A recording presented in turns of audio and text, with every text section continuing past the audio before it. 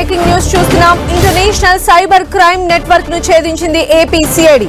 Cambodia నుంచి cyber నేరాలకు పాల్పడుతున్న ముఠాను అరెస్టు చేసింది. డైరెక్టరేట్ ఆఫ్ టెలికమ్యూనికేషన్ సహకారంతో భారీ క్రైమ్ నెట్వర్క్ ను ఏపీ సిఐడి ఛేదించింది. పశ్చిమ బెంగాల్లో వియత్నాం కు చెందిన హుడే అరెస్టు చేసింది.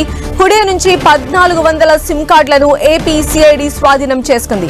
కంబోడియా కేంద్రంగా జరుగుతున్న నేరాలను గుర్తించారు సిఐడి అధికారులు. కంబోడియాలో కాల్ సెంటర్లు ఏర్పాటు చేసిన నిందితులు విశాఖతో పాటు పశ్చిమ బెంగాల్, ఒడిశాలో సిమ్ బాక్స్ కేంద్రాలకు అనుసంధానం చేసినట్లు గుర్తించారు.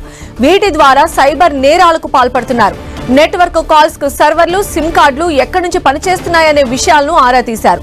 ఇతరుల ధృవపత్రాలతో భారీగా మ్యూల్ సిమ్ కార్డులు తీసుకుని సిమ్ బాక్స్లను ఏర్పాటు చేసినట్లు సిఐడి అధికారులు గుర్తించారు. ఈ వ్యవహారంపై మీడియా సమావేశం ఏర్పాటు చేసి వివరాలను వెల్లడించనున్నారు.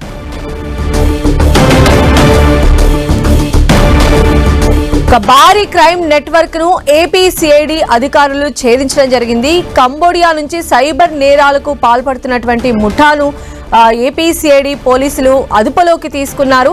మెయిన్ గా మనం చూస్తే డైరెక్టర్ ఆఫ్ టెలికమ్యూనికేషన్ సహకారంతో ఈ క్రైమ్ నెట్వర్క్ ను ఏపీ సిఐడి ఛేదించినట్టుగా తెలుస్తోంది. పశ్చిమ బెంగాల్లో వియత్నాం కు చెందిన హుడేను అరెస్టు చేయడం జరిగింది.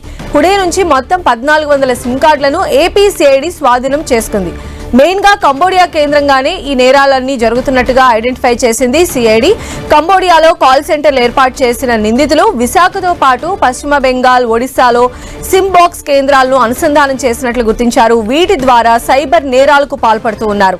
నెట్వర్క్ కాల్స్ కు సర్వర్లు, సిమ్ కార్డులు ఎక్కడి నుంచి వస్తున్నాయనే విషయాలను కూడా ఆరా తీశారు.